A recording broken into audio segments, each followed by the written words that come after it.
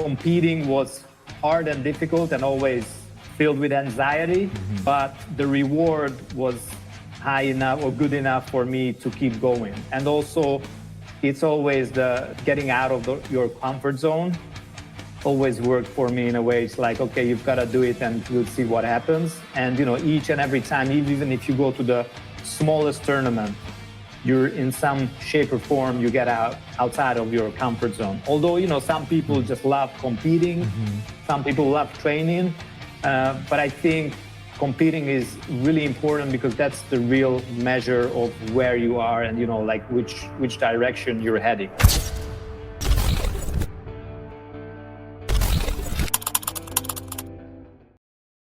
What's up, everybody? This is Simon. On this episode of The Ideal Hour, I have a special guest. He is not only a karate world champion, but also a Brazilian Jiu-Jitsu black belt, Ádám Kovács. Now that's pronounced Kovács, I guess in American, and Hungarian it's Kovács. And Ádám, thanks for coming on, man. You got quite a resume. We're going to talk about it.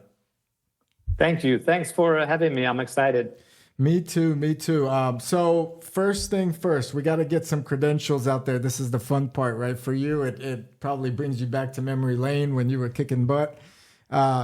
National world champion in karate at the Kumite.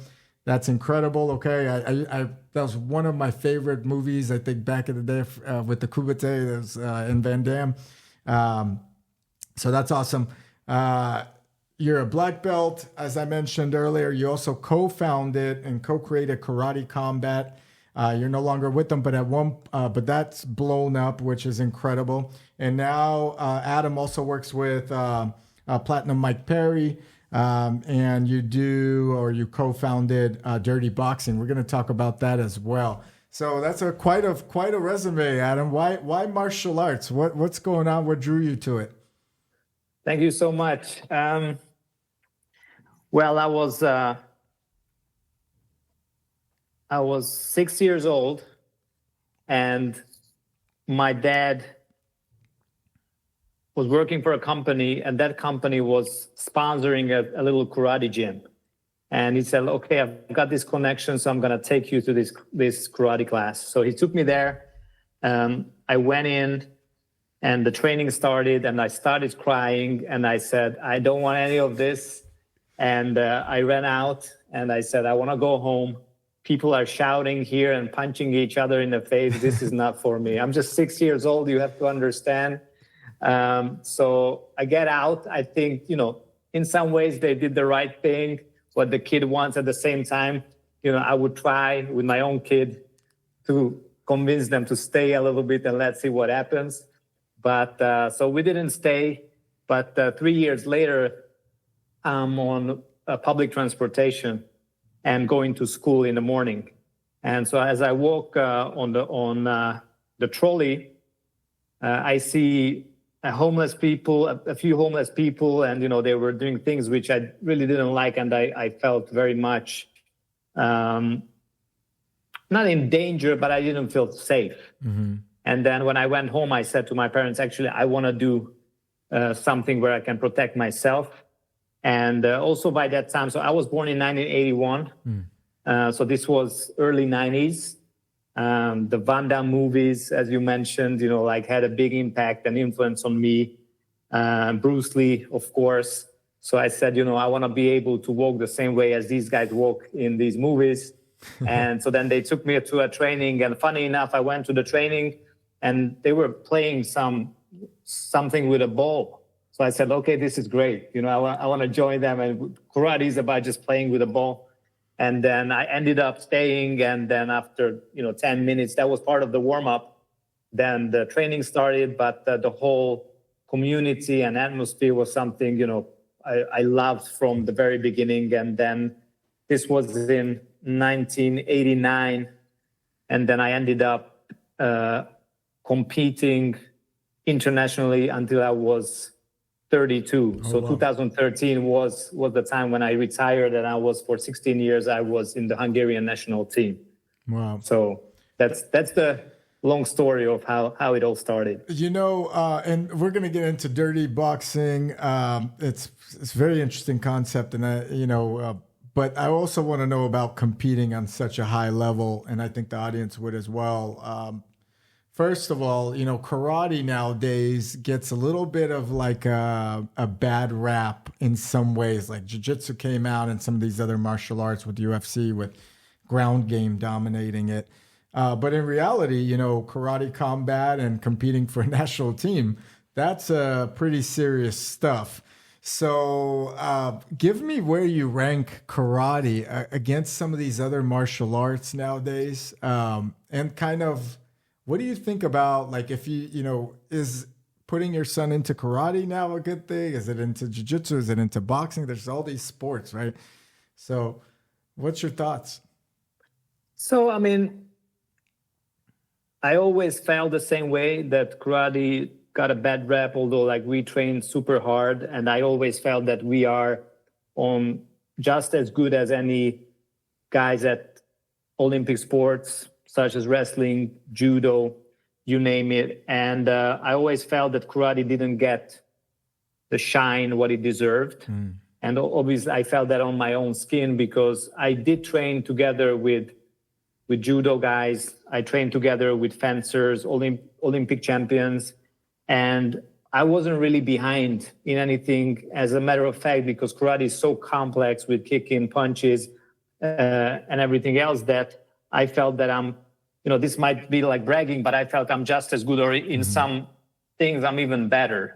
And so I'm at the world stage of karate and winning medals, but there's no, karate is not really acknowledged in a way where I think it should be. I think one of the reasons is because it really became a kids sport.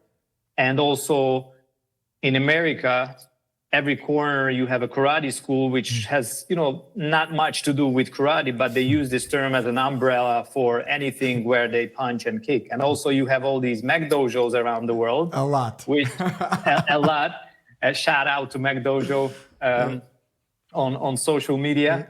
But I think that was something which didn't help. And also, obviously, the majority of karate styles are semi-contact, which is more of a game rather than full contact fighting when you think about MMA or others.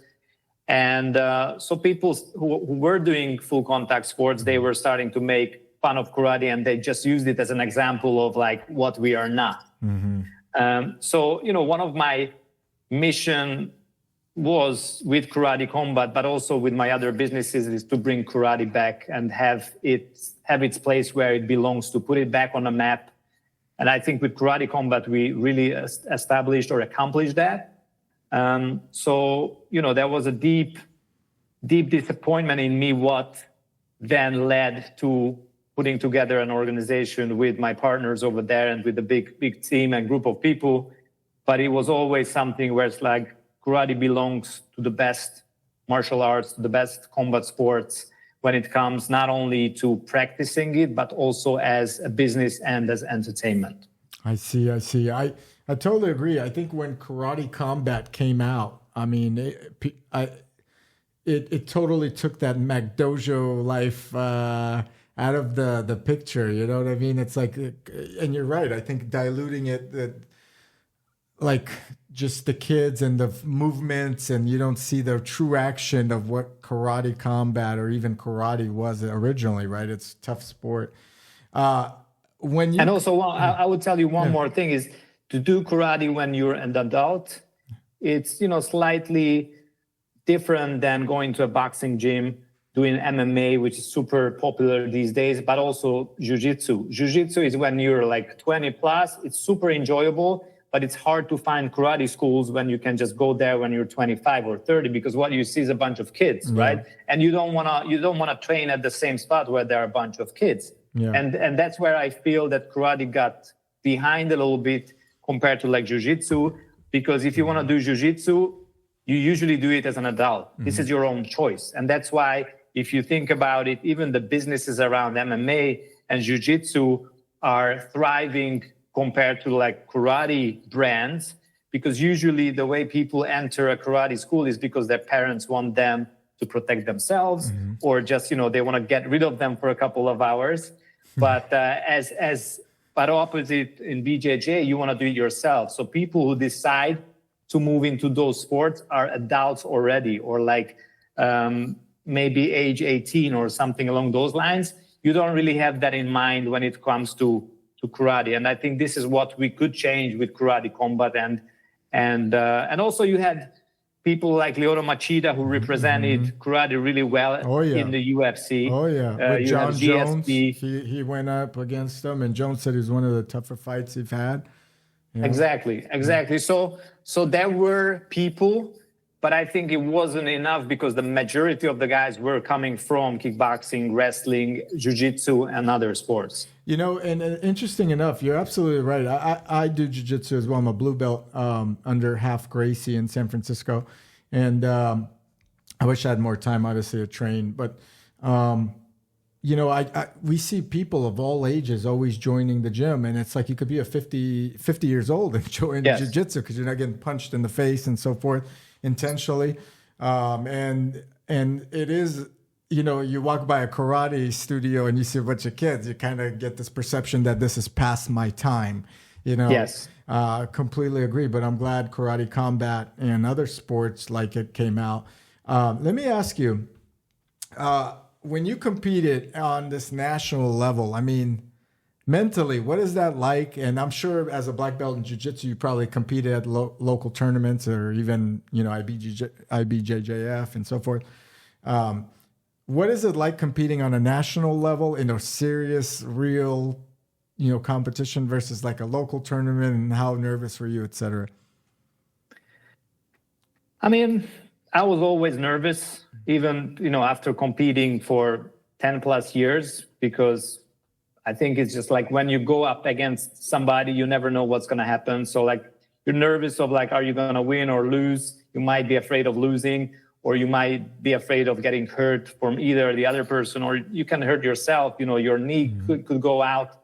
So I think generally in sports, and especially in combat sports, when you're up against somebody else, you never know what's going to happen. There's a puncher's chance. There are things, referees, there are, people who score these tournaments. So there's a lot of things outside of your control. Yeah. So there are a bunch of things why to get nervous, not to mention an audience, not to mention, maybe your friends and family, your girlfriend, whoever. But for me, it was always, I really loved and still love to train. So for me, the process was more important than actually competing.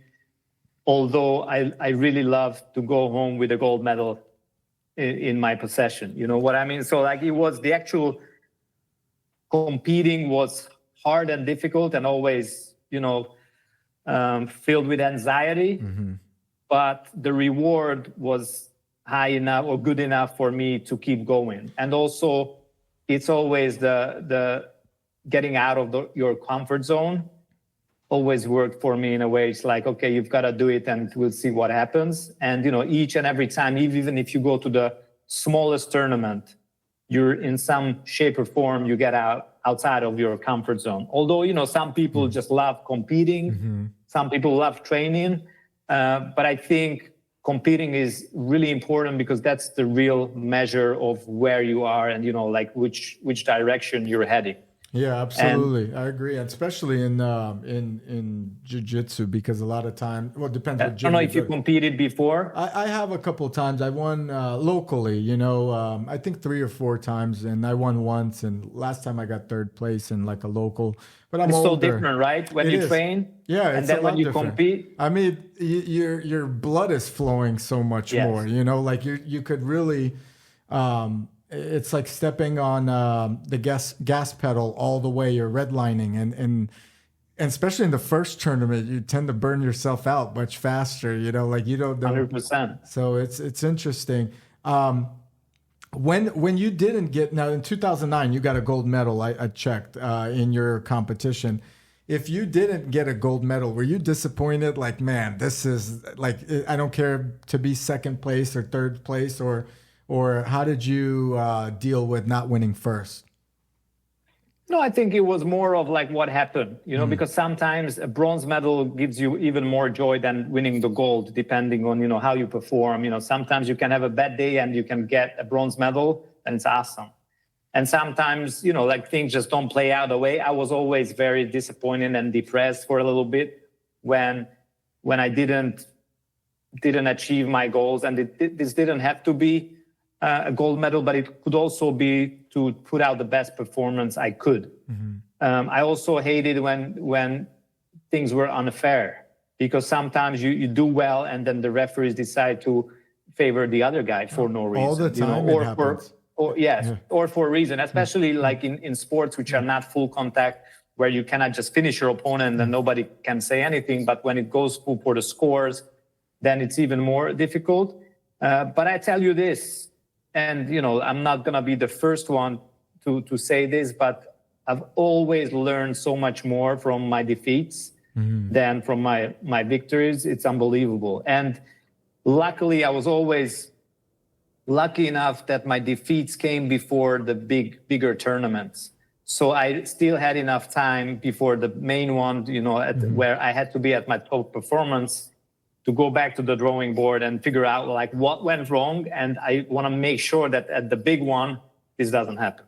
That's, to your point, it sounds like these minimal or smaller tournaments, like the local tournaments, actually prep you with losses and training for the big thing. That's cool. Because a lot of guys will feel down when they lose a local tournament at our gym and so forth. And then, but it's really truly prepping them. And I just saw one of them win with like an IBJJF plans and so forth. So that's awesome. All right, let's talk a little bit about karate versus, not versus, because this gets into a crazy discussion, but like, what's a perfect fighter? I mean, you got to have a little bit ground game out there. Of course, there's self-defense. You mentioned you were walking when you were younger and you're like, hey, I don't want to be in a bad situation. But what's a perfect fighter nowadays? Is it like, I don't know, a year of, say, Muay Thai and then a year of Jiu-Jitsu and you know enough? Or is it like someone in this balance? Is it some karate and Jiu-Jitsu, Kung Fu? What do you think is going to be like a good all-around fighter? I mean, I think it depends how you start off. I always say that if you have your kid starting up something, I would always start with either judo or wrestling, because that gives them, and at the same time, if you can put them into a gymnastic class, that's even better, because they will be very mindful about their bodies, how they use their bodies. And then also and you asked this question, I have both of my kids at BJJ. They train BJJ, not karate. They are 10, 11, and 13. But I think it's very important, not just for competing, or it's just like to get adapted and understand what happens if somebody pushes you. Body against body gives you a confidence that like if somebody will eventually try to hurt you or even push you away, then you're aware of your environment, of what you should be doing, how to walk away from a situation which is not favorable. So I think for the kids, it's good to have that kind of background or basics. And then once you have that, then you can go to striking, where I would say, kickboxing is great if you want to use both of your arms and your legs. Boxing is excellent if you want to be a specialist when it comes to strikes or punches. But to say overall what's best or what's not, it's just hard to say, because I think it depends on the person. Because some people just never want to wrestle, right? Because they just don't like to be so close to another human being, especially if it's also a man, or you know what I'm saying. So I had friends who were like excellent karate guys, strikers, and we took them down to a BJJ class, and that was the first and the last training day, because they said like nobody's gonna sit on my head, because that's not for me. So I think it depends on also, is this for competing? Then obviously MMA is the best, because then you understand all aspects of fighting, whenever it's on the ground or standing up. When it comes to the streets, then again, then I don't think that you have to be very much involved in wrestling, as long as you can punch, get away, like have a head movement or be able to defend. And then obviously jiu-jitsu or wrestling or something where there's body against body, and that you understand what is the control position, how, to disable somebody who wants to hurt you. I think that's very important. And also, a lot of fights end up on the ground. And even if you're the best boxer ever, but you end up on the ground, then probably you're in huge trouble. So that's why it's good to have some diversity where you understand what's going on. You don't have to be like the best on the ground or the best at striking. But I think if we're not talking about the top level MMA, then get decent level and understanding of what happens down there, up there, and also how to take somebody down. Because I see that a couple of times that people are really great on the floor and they can punch and kick, but they're absolutely lost when it comes to takedowns. And that's a problem because you've got to get there somehow. Yeah, sometimes there's a good judo guy that comes in and just annihilates a lot of the jiu-jitsu guys just because of the fact that they're just not afraid of being thrown and know how to throw you really quick. I agree with you. And then for the streets, it's about getting out of the situation, not even being on the ground, All right, so let's talk a little bit about again, you co-created Karate Combat. You've given a reason why you did. You mentioned you're no longer part of it. And then if you want to go into that, you can. But then you're now starting Dirty Boxing Championship, and you could go into that and what that is and why that differs from, kind of MMA or why it's a hybrid of MMA and boxing and so speak. Sure. So I started, we started Karate Combat back in 2017, and we built a completely new sport in some ways because we had to get the rules approved. We had to recruit fighters who came from an amateur background, and we had to recruit a bunch of guys internationally. We did that, and then we started doing shows back in 2018. And I served as the league president for Karate Combat until 2023, so until last year. We parted ways. There were a bunch of things. I'm not going to get into it, but I think, now that I've got a little distance from it, one reason could be is that, there's a cycle of things. And it was such a high stress environment, putting something like that from the ground up. That this 6-7 years was enough for us in this relationship we were with my partners over there, that we kind of had to move on. And I have a really good friend who worked at Tesla, and he told me that the difference between Tesla and Porsche or Mercedes back in Germany is that you've got people at Porsche who are working there for 30 plus years. They started when they were 25 and now they are 60. And that's the only company they worked for. And, everybody's happy. But Tesla is different because it's such a high stress environment because you're pumping out different models and you've got a very competitive environment that people burn out after 6-7 years. And, that's how the whole business is structured, that in every 6-7 years, new people come in. And, we never really thought it that way with Karate Combat. And we had some misunderstanding or we didn't really see eye to eye in certain things with my partners. And then we ended up parting ways.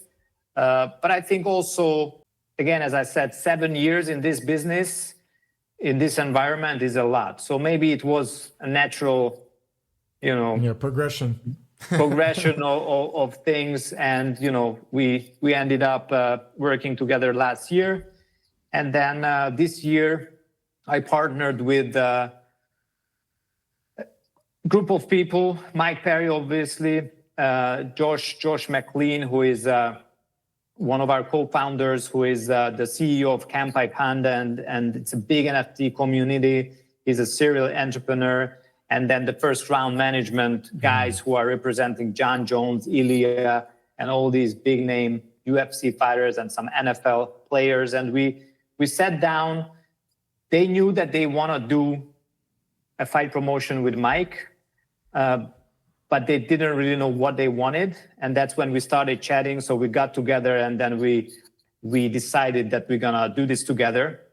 And we formed, or like we started, Dirty Boxing Championship, which is small gloves boxing, a super fast-paced, very I would say the dream of the casual fans. Mm-hmm. Small gloves boxing, smaller ring, with elbows and spinning back fists and everything with your hands. And then also if somebody is down on the floor, then you can finish the fight with ground and pound. With limited ground and pound, because you have to have both of your feet on the ground. So not what you would see in MMA where they can mount on each other or knee on the belly or submit each other. But we want to keep it standing, except if somebody is knocked down, then instead of doing the 8 count, what you would see in boxing, we still let the fight happen to give an opportunity to fighter to finish the fight. Mm-hmm. And also we believe that this is more human in some ways, although some people might disagree. But when you see in boxing the 8 count, that happens many, many times when the fighters are already concussed and they had many, many blows to the head and they keep punched again, which while they're in delirious stage. Yes. It sounds to me that Dirty Boxing Championship kind of took what some casuals or even some people that watch UFC, etc., the boring part, the time wasting part where they're getting their breath back and holding on and so forth, and really just made the two people go at it. And by shrinking the ring, which I think UFC also had a smaller ring during the COVID times at the APEC, you guys are constantly putting that pressure on the fight. Yet you're not a bare knuckle, where it's you're giving them a little bit more incentive. I think it's exciting personally. Yeah, we'll see. We're testing our rules and the whole platform. We're also building our signature ring, which is going to be pretty different from the rings you're used to. It's going to be a wooden platform around the ring. It's going to be 18 by 18. We're going to use some leather, some wood. So it's going to be really a modern twist on old school boxing. Mm-hmm. And we're very excited because, things pop up in your head and we have a vision and then it will unfold in front of our eyes if we are right or wrong, if we created something special or, we have to make our adjustments to make it even better. And there is no kicking in no kicking. Course. All right. So that's good. No kicking, no submissions, no leg locks, that type of thing. That's going to be fun. And when do you guys expect to launch? When will be the first event? So we're doing a show on November 23rd. Okay. That's going to be a private event, mostly invite only. We are putting together 9 fights for that show with some amazing fighters, some big name fighters, which I can't share because people will know after the event, but it's non-televised. We're not really selling tickets. It's for marketing purposes as well. Correct. And also, again, we want to test our product. We want to see what it is.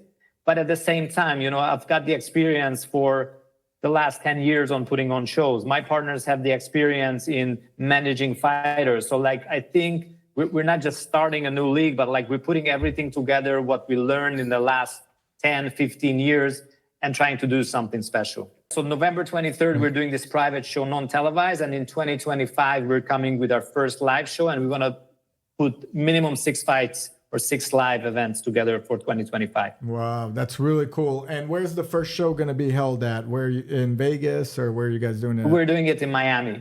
So most of us, yes.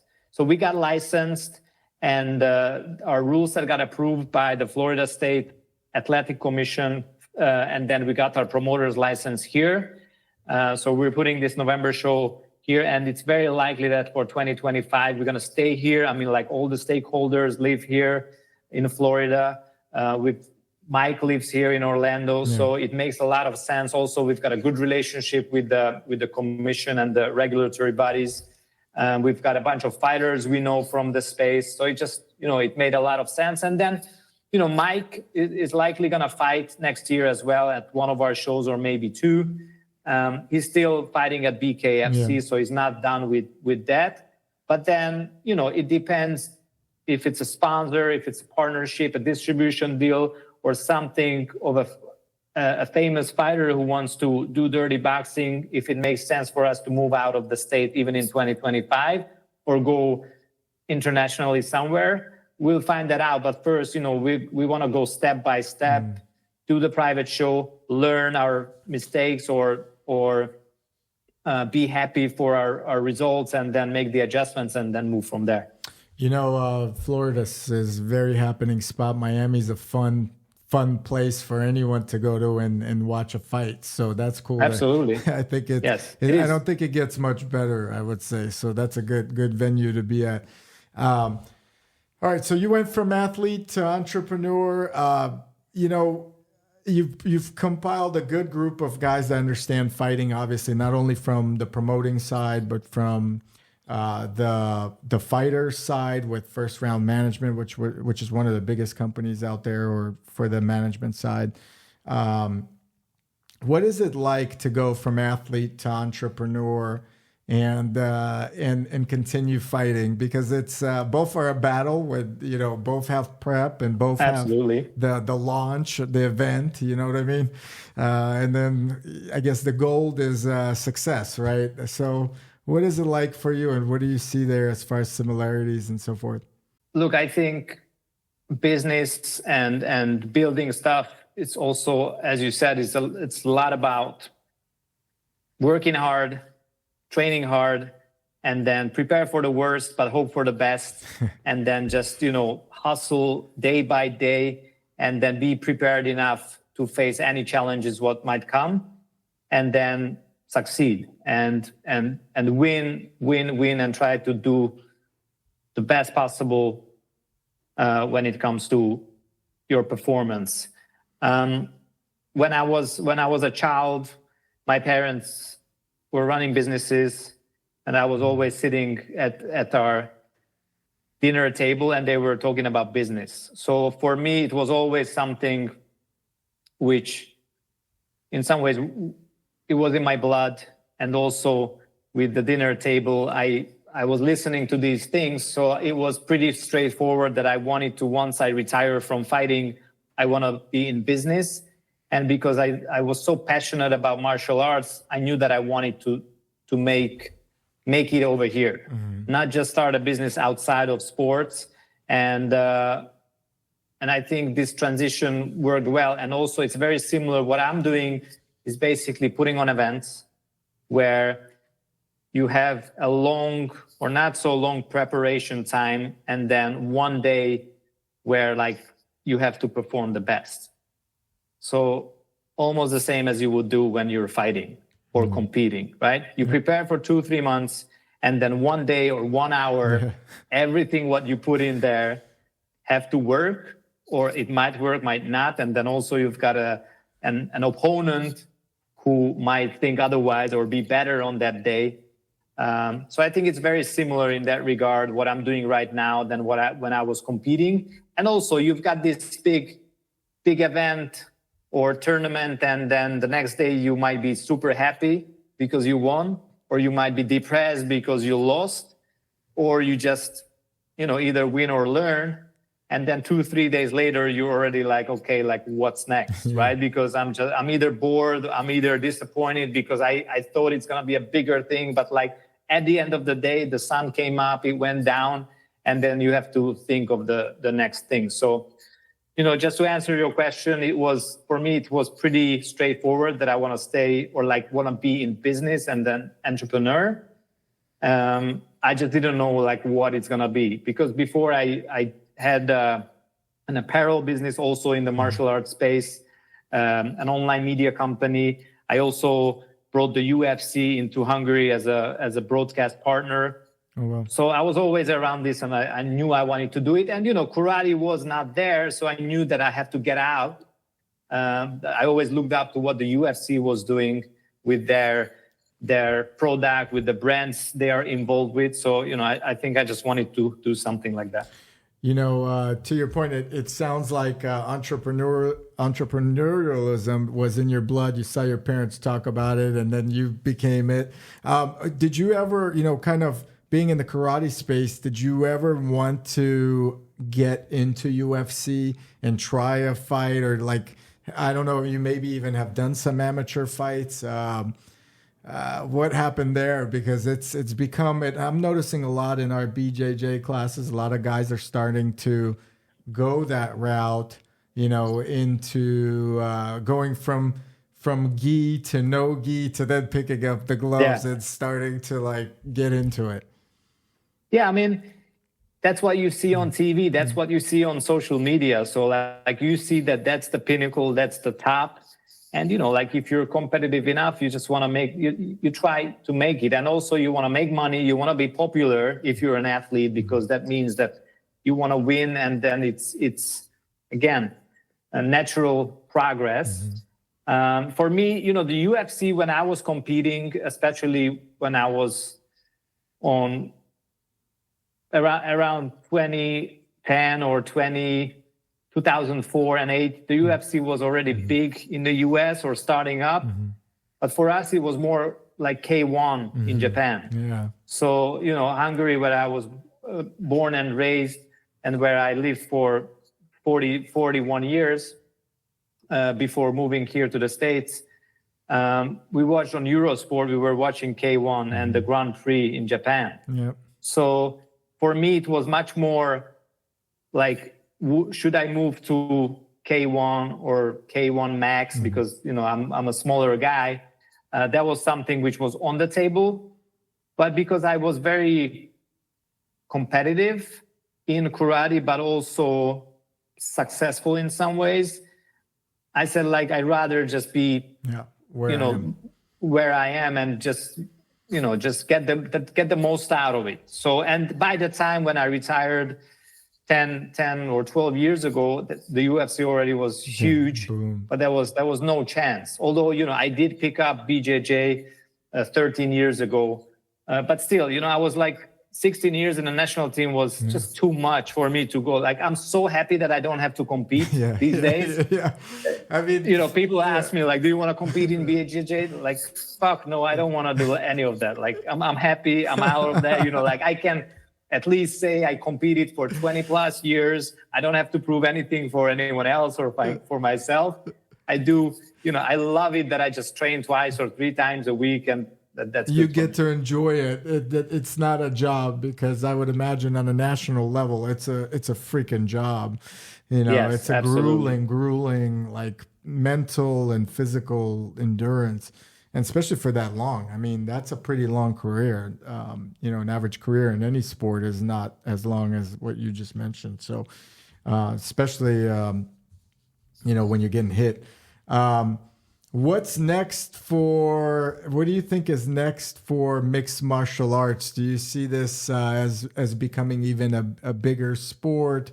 You know, what's next for combat? Because more and more people are getting into combat sports, and there's a massive following of fighters nowadays, and fighters are, you know, becoming rich and really becoming some type of an icon. What do you think is next in this space? I think fighting, I mean, that might be a bold prediction, but I think it's just becoming the biggest sport in the world, or at least the UFC and MMA, but also not just that, but all these smaller sports. The reason I'm saying Donald Trump just got elected. Yep. Right? I'm happy about that.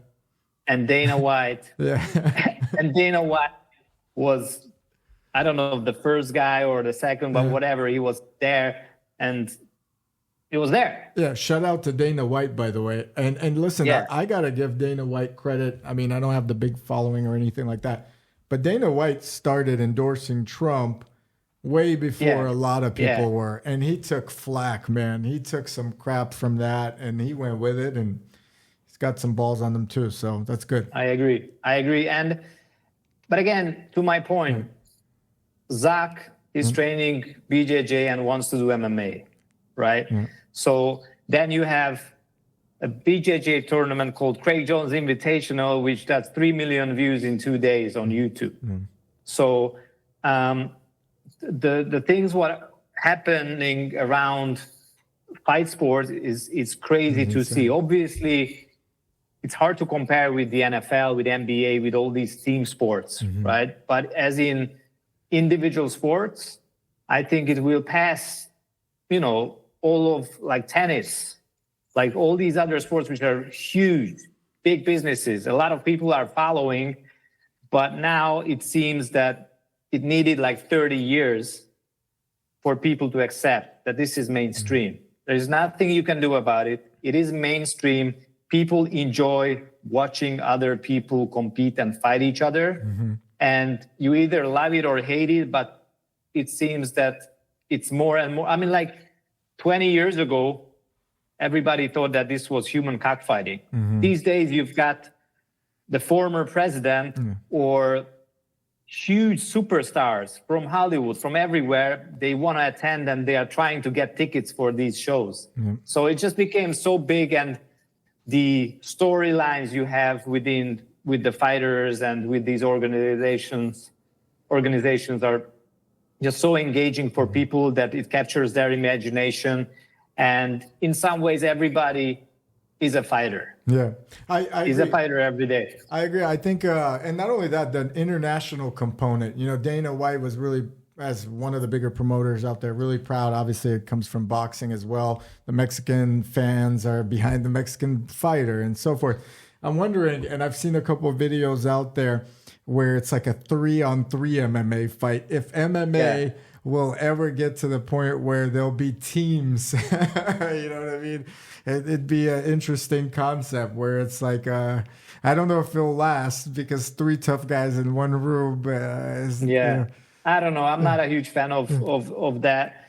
I don't think that's something which going to have a long-term success. And also, but there are some initiatives for doing leagues where there are teams against teams, countries against countries. I think, like at the end of the day, it's an individual sport. Yeah. It's like, imagine the 100-meter sprint. Just because everybody loves to watch it, they don't necessarily want to see it in teams. So it's also very hard and difficult to manage teams in that regard.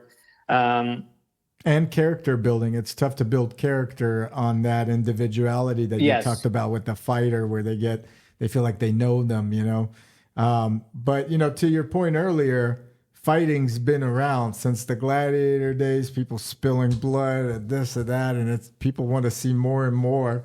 And I've certainly enjoyed, I would say, fighting a lot more than any other sport as of recent, whether it's basketball, football, soccer, or European football.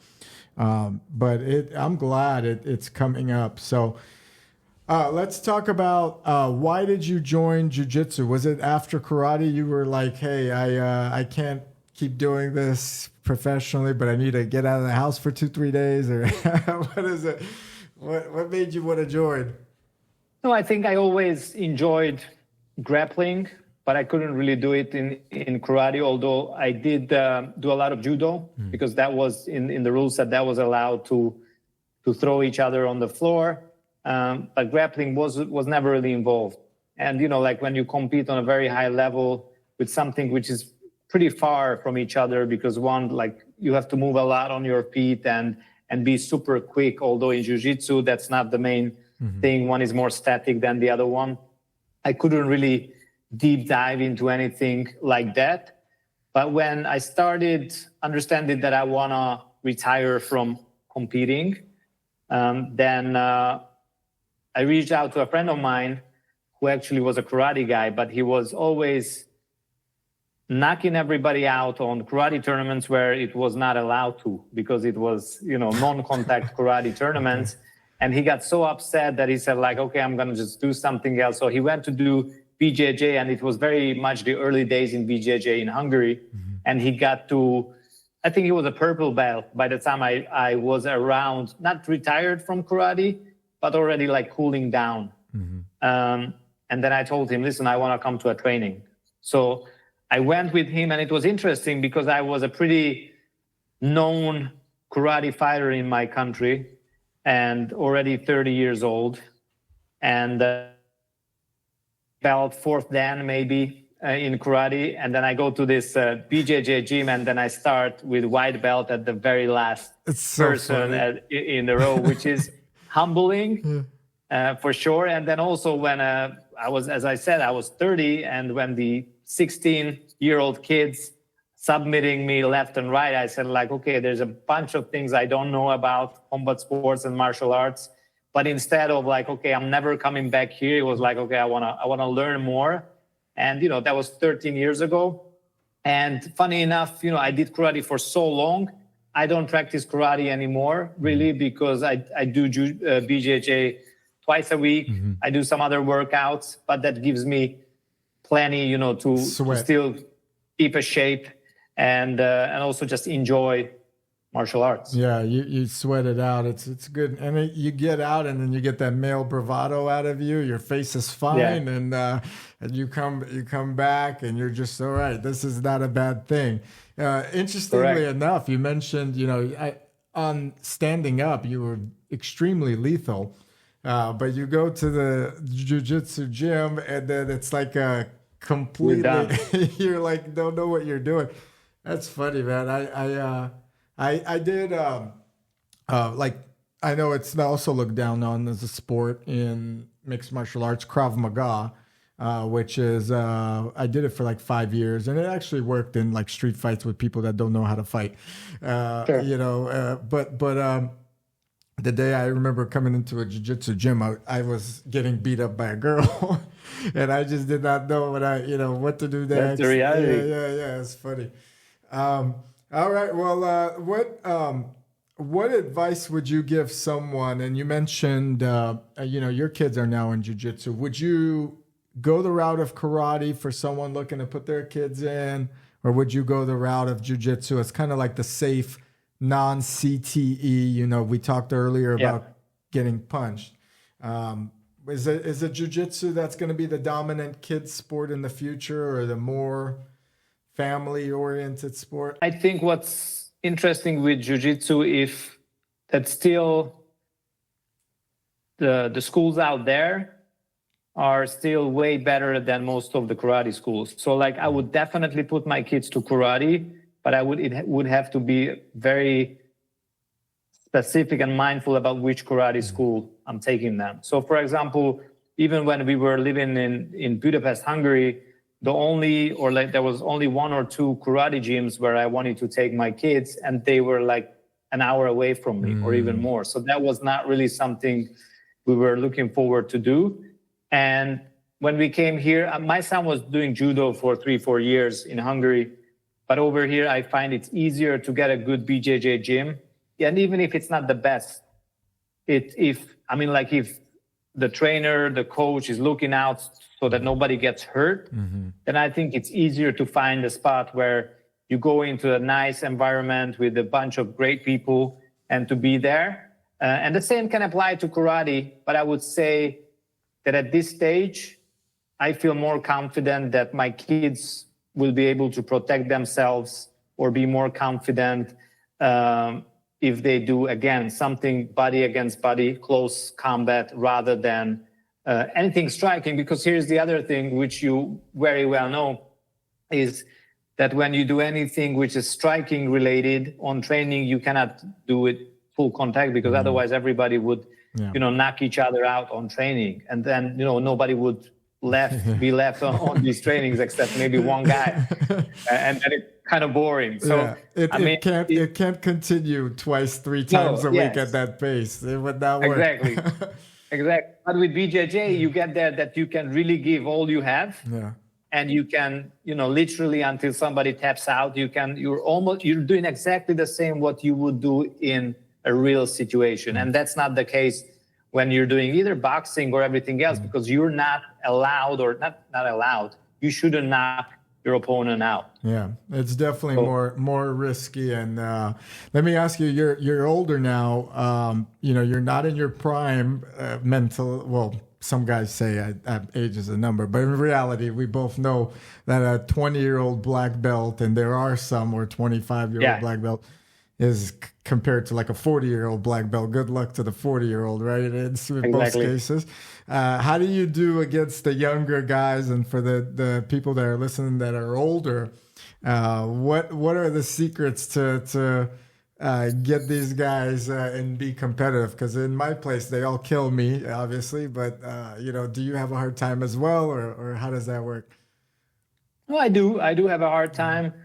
Although, I mean, I think as you get wiser, you just have to understand what you're doing. In like, if you're gonna go against strength, or you want to be quicker than the young kid, you're gonna lose. Mm-hmm. So how can you outsmart them, be wiser in some ways of like stalling a little bit with a lapel or something along those lines, where you can be competitive enough. You might not win, or they might tap you out, but I mean, it's interesting. Fun.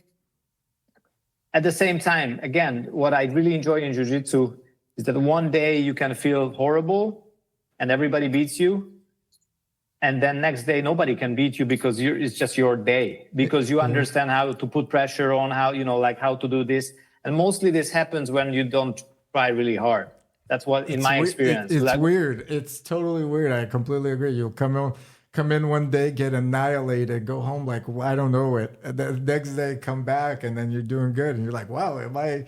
and the next day you're like, I don't deserve my belt or something. It's kind of funny. Exactly. And this happens even like when you're a black belt. Really? So, but I think, I had a mentor who passed away recently, but he was very close to me, and he always told me, accept things as they are.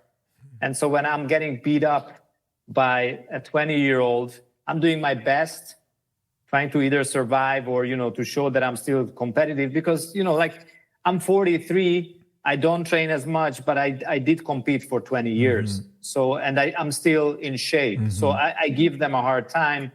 But, once they are like on top or like they're doing something, it's just like you have to accept and move on and thank them to show some like your weaknesses. And I think that's the hard part. And it doesn't always work with me as well. It's like, no, I'm like the ego comes into play and you want to show it to them. And then you might be able to or might not.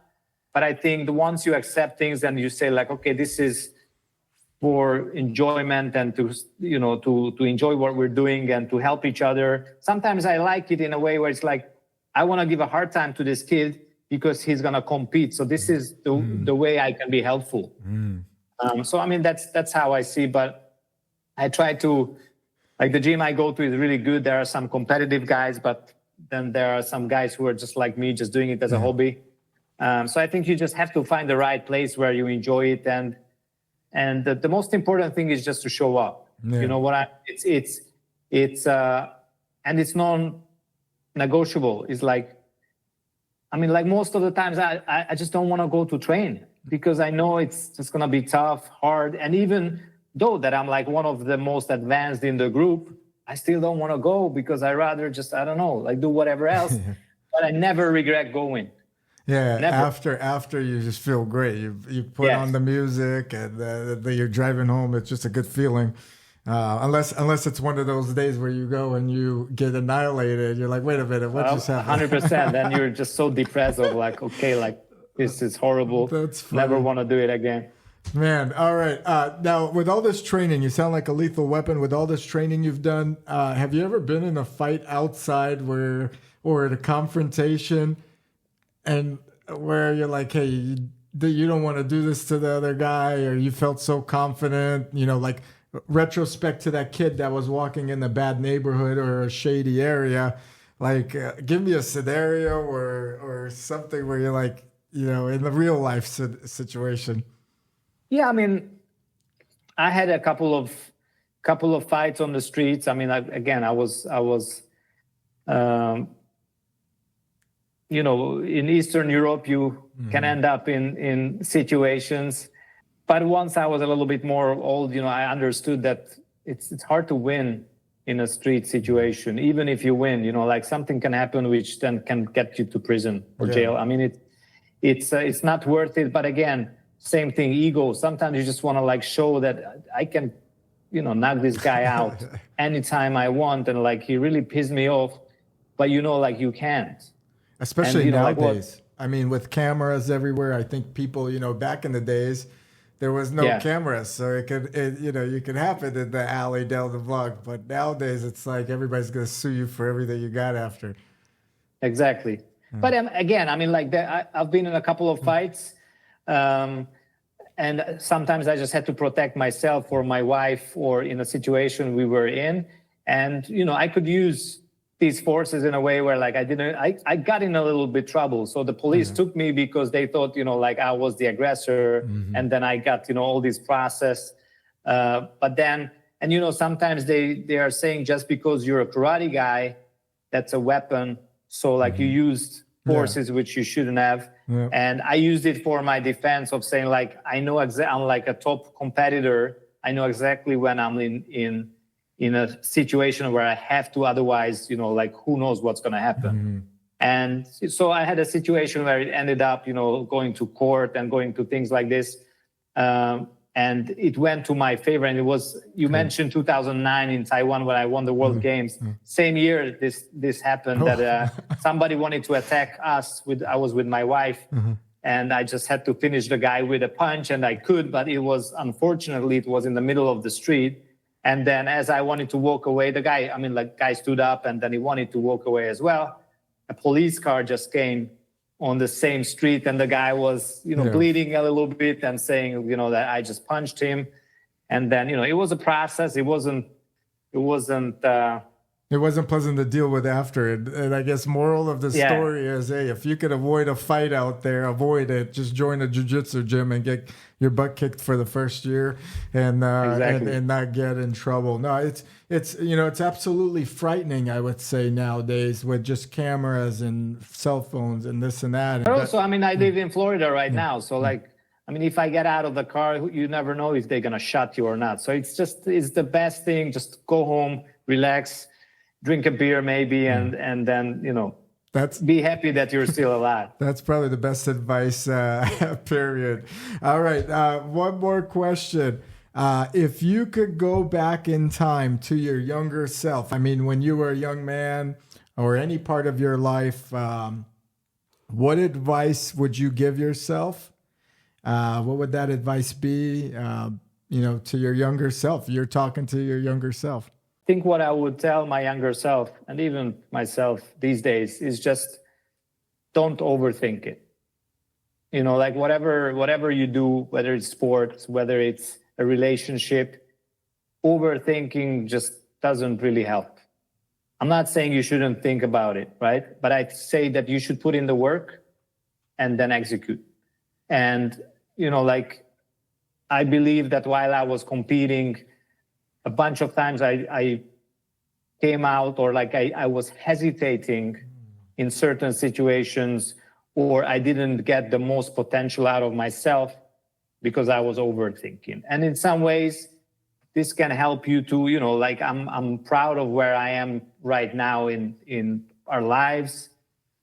And it could be because I overthink things, but at the same time, sometimes it's just like, it's not helpful. You just have to let thinking go, same as you would do like in a meditation, and you just want to focus on something.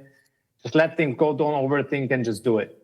And, then things will just be well. Sounds to me, and to your point, like you create a barrier for yourself, mental, like a block. And your advice is great advice, of course, where just let things play out, let things happen.